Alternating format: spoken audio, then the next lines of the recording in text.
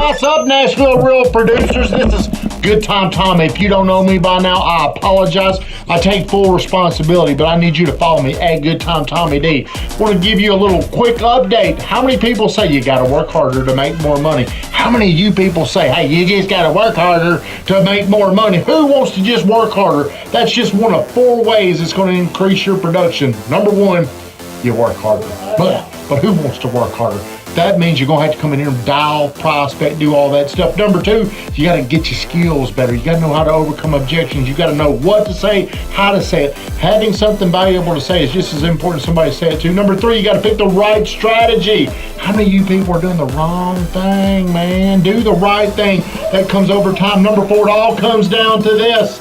Your attitude. Some of you may need to get your attitude checked. Your attitude will determine a whole lot. That's my 4 tips. Have a great day, friends.